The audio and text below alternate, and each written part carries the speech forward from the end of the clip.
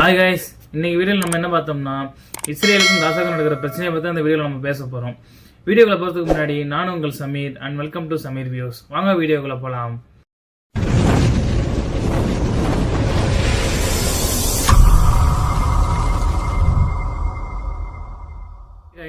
இஸ்ரேல வந்து அந்த நாட்டோட பாதுகாப்பு அமைச்சகத்துக்கு ஒரு உத்தரவு பிறப்பிச்சிருக்கு. அது என்ன உத்தரவுன்னு பார்த்தீங்கன்னா, காசால உள்ள அனைத்து இடங்களையும் கைப்பற்றதுக்கான உத்தரவு பிறப்பிச்சிருக்கு. இப்போ காசால உள்ள அனைத்து பில்டிங்கு அனைத்து இடங்களையும் அழிச்சது மட்டும் இல்லாம அத்தனை உயிர்களை கொலை பண்ணது மட்டும் இல்லாம இப்போ அந்த நாட்டை அபகரிக்கிறாங்க. அங்க உள்ள அங்க உள்ள மக்களை வந்து அகதிகளாக வெளில அனுப்ப போறாங்க போல இருக்கு. ஆக்சுவலாக பார்த்தீங்கன்னா ஒரு காலத்தில் இஸ்ரேலே வந்து அகதிகளாக வந்து அடைக்கலம் கேட்டு காசாக்குள்ளே வந்து இப்போ இவ்வளோ பெரிய இடத்த அபகரித்து அதுவும் இல்லாமல் அவங்க இடத்த இப்போ அபகரிச்சுக்கிட்டு இருக்காங்க. ஆனால் அந்த நாடு அடைக்கலம் கொடுத்த அந்த நாடு வந்து இப்போ வந்து அனாதையாக வெளில போகிற நிலைமைக்கு இப்போ வந்து ஏற்பட்டிருக்கு. இது எந்த மாதிரி ஒரு நிலைமைங்கிறது வந்து பாருங்களேன். இந்த போர் வந்து காசாவில் உள்ள ஹமாஸ் அமைப்பு வந்து இந்த போரை வந்து இன்னும் தீவிரம் அடைய போகுங்கிற மாதிரி தான் இப்போ நியூஸ் வந்துகிட்டு இருக்கு. இந்த போர் வந்து இப்போதைக்கு முடிவுக்கு இல்லை. இந்த போரோட இது வந்து இப்போ இன்னும் தீவிரம் அடைஞ்சிக்கிட்டு இருக்குதான் சொல்லலாம். ஆக்சுவலாக பார்த்தீங்கன்னா ஒரு உயிர் இறக்குதுன்னா என்னத்தினால ஆக்சுவலாக இறப்பாங்க? வயசானவங்க முடியாமல் அது மாதிரி தானே இருப்பாங்க. பட்டினினால இறக்குற நிலைமை வந்து இப்போதைக்கு காசால தான் நடந்துகிட்டு இருக்கு. இப்போ ரீசெண்டாகவே 212 பேருக்கு மேலே பட்டினினாலையும் இப்போதைக்கு இறந்துருக்காங்க. இது எந்த மாதிரி ஒரு சுச்சுவேஷன் இப்போ பார்த்துக்குங்களேன்.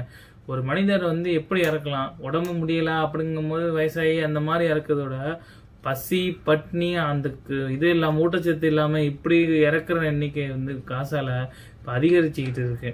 இப்போ ரீசெண்டாக வந்து இன்னும் ஒரு 1,00,000 மக்கள் வந்து பசினாலையும் பட்னினாலையும் ஊட்டச்சத்து குறைவுனாலையும் இறக்குற தருவாய்க்கு இருக்காங்க அப்படிங்கிற மாதிரி நியூஸ் வந்திருக்கு. 1,00,000 மக்கள். 1,00,000 மக்களோட நிலைமை வந்து இப்போ வந்து ரொம்ப கவலைக்கிடமாக இருக்குங்கிற மாதிரி நியூஸ் வந்திருக்கு. ஐக்கிய நாடுகளில் வந்து இஸ்ரேலுக்கு வந்து ஒரு விஷயத்த சொல்லியிருக்கு. நீங்கள் பண்ணுறது ரொம்ப தப்பு.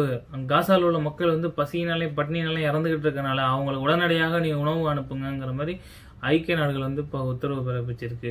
ஆனால் வந்து இஸ்ரேல் என்ன பண்ணியிருக்குன்னா கிட்டத்தட்ட ஒரு 600 ராலிகள் வந்து உணவுப் பொருட்களோட வெளியில் நிற்கிது காசாக்குள்ளே வரத்துக்கு தடுத்து நிறுத்தி வச்சிருக்கு இஸ்ரேலு. அதுக்குள்ள 5, 10 அந்த மாதிரி ராலியை தான் உள்ளார விடுறாங்க. கிட்டத்தட்ட 10,000 2,000 கணக்கான மக்கள் வந்து சூழ்ந்திருக்கும் போது 500,000 மக்களுக்கான சாப்பாடுகள் மட்டும்தான் அங்கே போகுது. அப்போ அந்த சாப்பாடு எனக்கு வேணும் உனக்கு வேணுங்கிற அந்த கூட்ட நெரிசல்லையே கிட்டத்தட்ட பல உயிர்கள் வந்து அந்த நெரிசல்னாலேயே பல உயிர்கள் போகுது. அதேமாரி அந்த சாப்பாடு கிடச்சி பார்த்தீங்கன்னா பத்தாமோ அது என்னவா அந்த வீடியோலாம் சில வீடியோலாம் பார்க்குறப்போ ஒரு அடியில் உள்ள சட்டியில் உள்ள இதை கூட வலிச்சு நம்ம சாப்பிட்ற நிலைமைக்கு தான் இப்போதைக்கு காசா மக்கள் வந்து தள்ளப்பட்டிருக்காங்க.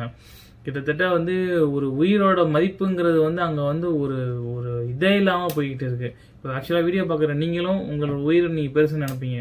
இப்போ வீடியோ போகிறேன்னா என்னோட உயிர் பெருசுன்னு நினைப்பேன். அப்போ அந்த காசாவில் உள்ள மக்களோட உயிர் மட்டும் கொஞ்சம் கீழ்த்தனமான விஷயமா?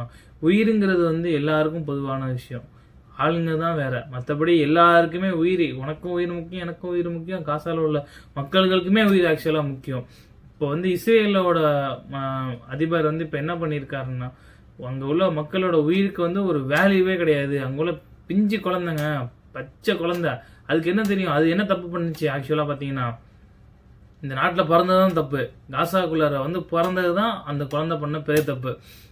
அந்த குழந்தை வந்து காசால இல்லாமல் இப்போ இங்கே வேற ஏதாவது நாட்டில் பிறந்துச்சுன்னா அந்த குழந்தை என்னத்துக்கு உயிர் பிழைச்சிருக்கும்? வேற என்ன தப்பு பண்ணுச்சு அந்த குழந்தை தான் வந்து காசால பிறக்கணும் வந்து பிறந்துச்சா? அந்த இஸ்ரேலோட அமைப்பு வந்து ரொம்ப ரொம்ப மோசமான தப்புகள் பண்ணிக்கிட்டு இருக்கு. அங்கே உள்ள மக்களோட பிஞ்சு குழந்தைகளோட உயிரை கூட சுத்தமாக பொருட்படுத்தாம உலகத்தில் வந்து ஒரு சில நீதி நியாயம் அப்படிங்கிற மாதிரி சில விஷயம்லாம் பேசுவாங்க. என்ன பேசுவாங்கன்னு பார்த்தீங்கன்னா, தப்பு செஞ்ச 10 குற்றவாளி கூட விடுவிக்கப்படலாம், ஆனால் தப்பு செய்யாத ஒரு நிரபராதி கூட தண்டிக்கப்படக்கூடாதுன்னு சொல்லிட்டு இந்த உலகத்தில் உள்ள அனைத்து விஷயங்களும் சொல்லுது. எஸ், ஓகே, அதை நான் ஒத்துக்கிறேன், அது வரவேற்கிறேன்னா. அப்போ காசால உள்ள மக்கள்கள் வந்து என்ன தப்பு செஞ்சாங்க? அங்கே போகிற ஒரு உயிருக்கு என்ன வேல்யூ, என்ன பதில், யார் சொல்லுவா பதில்? கொஞ்சம் மாதிரி சிந்திச்சு பாருங்க. அங்கே உள்ள மக்களோட உயிருங்கிறது வந்து என்ன தப்பு செஞ்சனே தெரியல. எதுக்கு தான் இந்த நடக்குதுன்னு தெரியாமே சில குழந்தைகள்லாம் இறந்து போகுது. இந்த அவல நிலைகள் வந்து இது வந்து ஒரு இஸ்ரேல் பண்ணுறது வந்து ஒரு இனப்படுகொலை தான். அந்த இனத்தையே இப்போ வந்து அழிக்குது. அந்த உலக நாடுகள்லாம் மூடிக்கு வேடிக்கை பார்த்துக்கிட்டே இருக்கு. இப்போ ஒரு பிரச்சனை நடக்குது, அடுத்து இன்னொரு பிரச்சனை வருதுன்னா இந்த பிரச்சனையை மறந்துடுறாங்க இந்த உலகம்.